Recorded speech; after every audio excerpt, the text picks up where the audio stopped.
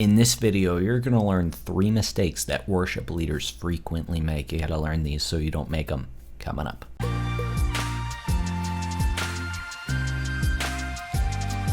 Hey, Spencer here from... Wait a second. I just realized my guitar's not in the background. Give me 1 second. Much better. It just completes the shot.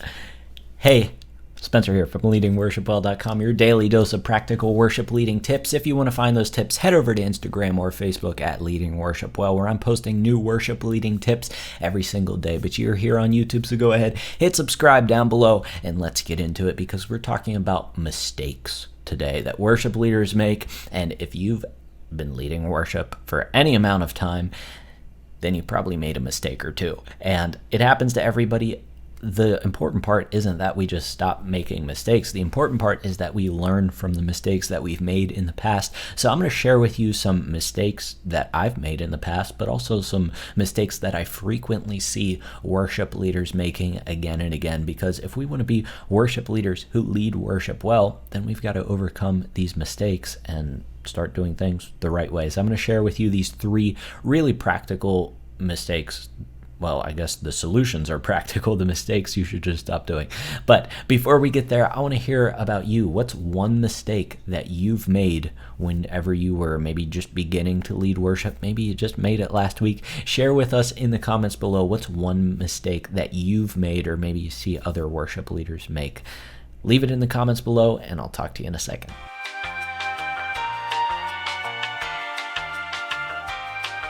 Thanks so much for leaving your comment down below. I do read those, by the way. I know sometimes it takes me a little while to get back to them because I've got things going on, especially this past round of YouTube videos. I was releasing We Are All Worship Leaders, an 8-week devotional for worship teams, and that took up a lot of my time, so I didn't have time to respond to as many YouTube comments, but I do get around to the YouTube comments eventually, and so hold me to that because I say that, but then I feel like I don't always get around to all of them, but I will. So I definitely read them. I just don't always respond to all of them, but I want to thank you for communicating and being a part of the Leading Worship Well community.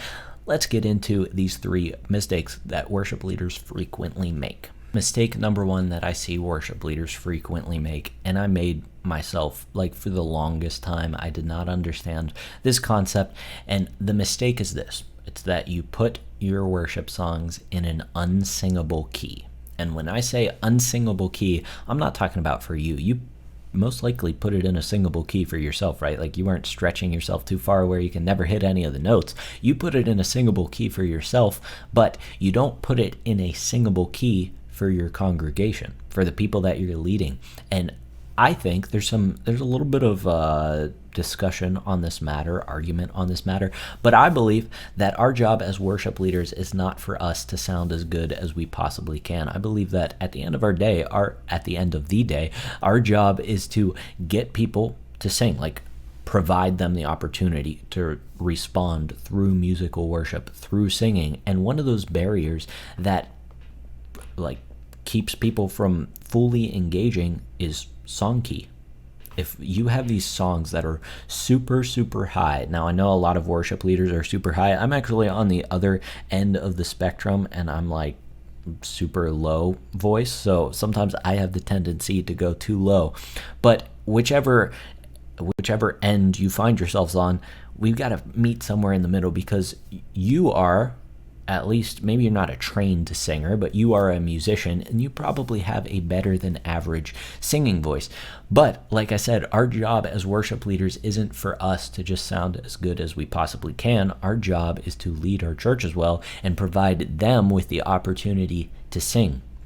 And your average churchgoer is not an above average singer. And so we need to keep that in mind when we are planning the keys of our songs. They don't have these amazing ranges, and so we need to keep the melody within a certain range of notes. And the mistake that I made was I just kind of arbitrarily tried to figure out a key, and usually it was based on whatever sounded best for me singing, and that meant that my songs were way too low because I have a low voice.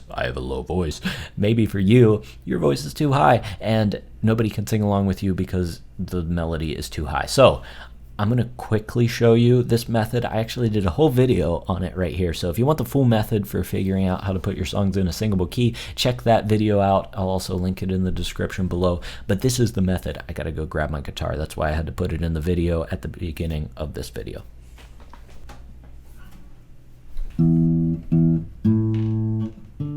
All right, here is the rule of thumb that I use to put my songs in a singable key, and honestly, every congregation is a little bit different, so this still takes a little bit of trial and error, but I find that this technique works pretty well. And so what we want to do is we just want to work within this range that I'm about to show you. We want to keep our melody between a low B flat note, which is the first fret of the A string on the guitar. I'm a guitarist, so I always use that reference.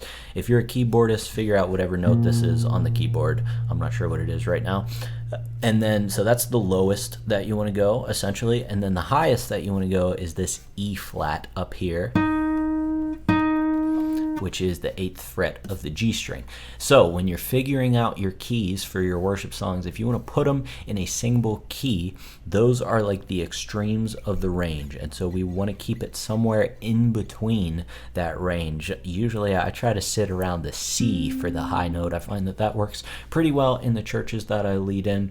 Maybe some of the churches you lead in, especially if you're a larger church and you have a larger congregation, people sing out at a higher volume so they can hit higher notes. I usually lead in smaller churches though, so that's not always the case, but my point is you could probably go up to a D.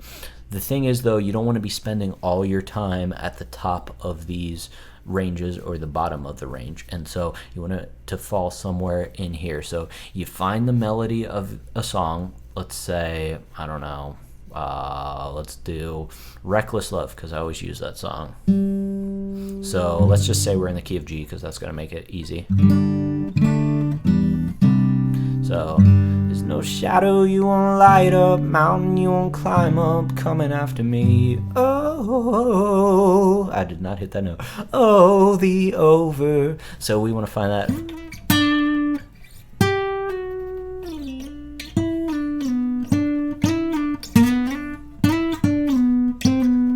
So that's the melody.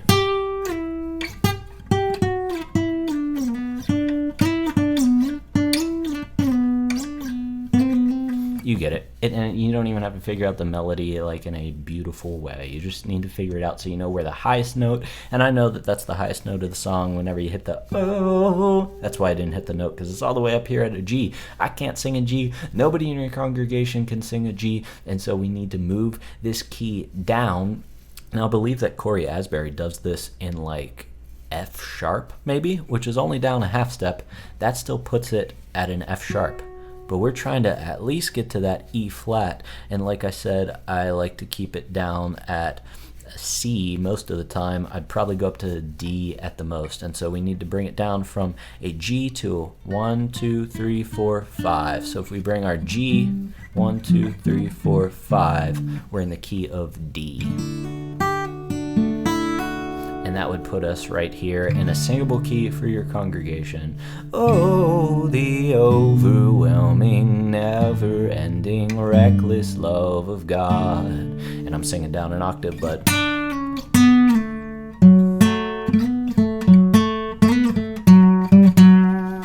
hopefully that made sense. That's the general gist. That's an example of how we put our songs in a singable key. Once again, if you want the full process, check the link out in the description below. Let's move on to the second mistake that worship leaders make. All right, now that my horrible singing is out of the way, trying to reach notes that I can't reach and figuring out guitar parts that I don't know, feel free to make fun of me in the comments below. It's all right. Let's move on to mistake number 2. And the second mistake that I see worship leaders frequently making is that they don't do a song because they and their team are tired of it. You know those songs on your worship, in your worship repertoire, where it's just like, man, I feel like we do that song all the time. Like I hear it all the time on the radio. I play it all the time with the worship team. It's just like, it's in every Facebook group for worship leaders that I'm in. People talk about it all the time. I'm just sick and tired of this song. You know what songs I'm talking about. Maybe for you it's Waymaker. Maybe for you it's Reckless Love. Maybe for you it's Open the Eyes by Paul Baloche. Whatever it is, we all have those songs that we're just tired of. And the truth is this, it's that even if you're tired of a song, chances are your church members are not tired of the song.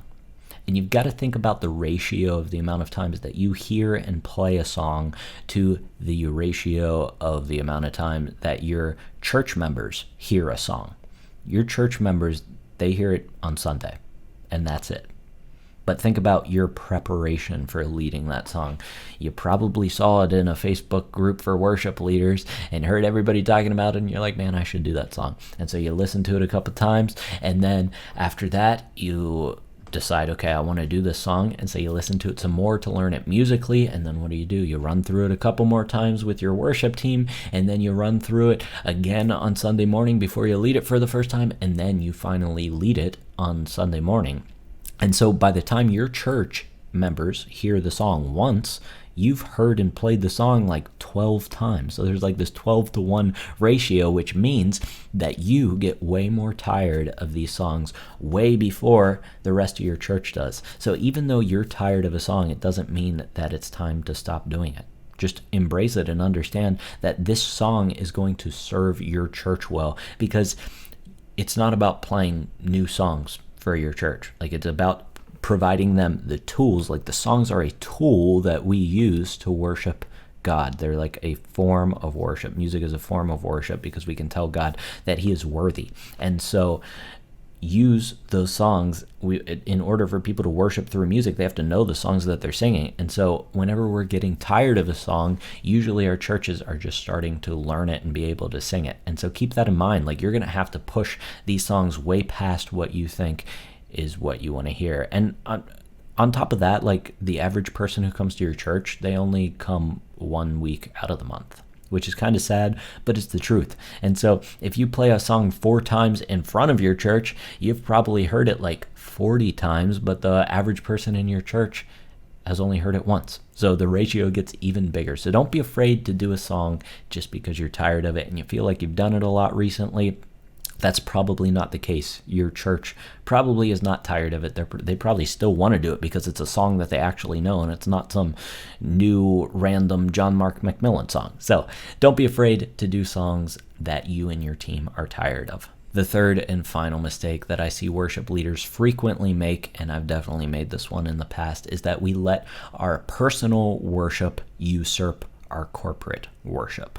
We let our personal time of worship that we want to have on a Sunday morning because we're worshiping just like everyone else, we let that overtake our responsibility as corporate worship leaders. And so what does that look like? Well, it might even start in your planning phase where you're like, well, I want to do this song because this song spoke to me and I like this song. And so we're going to do it on Sunday morning because I want to sing it. And maybe you aren't thinking that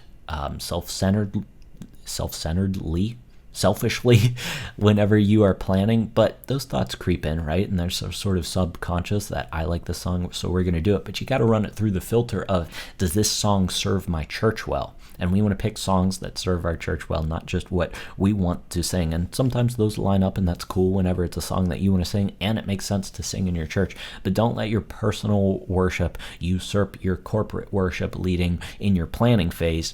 To take it a step further, on Sunday mornings, whenever you're actually leading or whenever your worship gathering is, don't let your personal worship usurp your corporate worship responsibility. I talked about this in terms of your church's responsibility to each other. I talked about how it seems like nowadays people come into church and we all like sit in the same chairs that we always sit in, and we just kind of sit with our family unit or our friends, and we all have our own personal times of worship.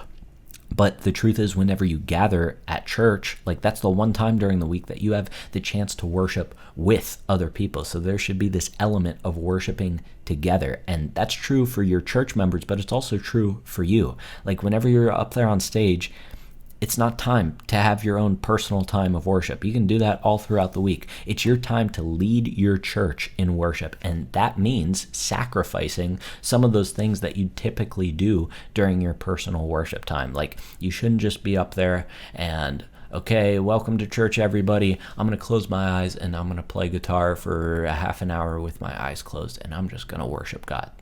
No, like, if you want to do that, go out in the congregation, because you can do that out there, but you are called to lead people, and to lead people, you need to see them. So keep your eyes open. Number one, that's the most simple thing that you can do, and then actually lead the people in front of you. Don't let your personal worship usurp your corporate worship leading responsibilities. So there they were, the 3 mistakes that I see worship leaders frequently make. Hopefully you can overcome those now. Like I said, make sure to check out that video in the description below about putting your songs in a singable key. That's a pretty important one, and one that you can easily fix. And then just remember to just keep doing a song, even if you and your worship team are tired of it. The people in your church, they're probably not tired of it. So it's okay to keep doing it. And then remember, don't let your personal worship usurp your corporate worship. Hey, before you go, if you are serious about leveling up your worship leader and you really want to get better, it's about more than just overcoming these mistakes. It's also about pouring into yourself, and I put together a free audio training called 5 Tips to Instantly Improve Your Worship Leading. So if you didn't check that out yet, it's been out for a while, but if you are one of the people who hasn't checked it out yet, that's okay. There's a link to it in the description below, so make sure you pick that up. In it, I share with you 5 tips that instantly improve your worship leading. They aren't really hard to do. You just got to be aware of them and make the conscious effort to do them. So other than that, thanks so much for being here today. Until I see you in the next video, keep leading worship well.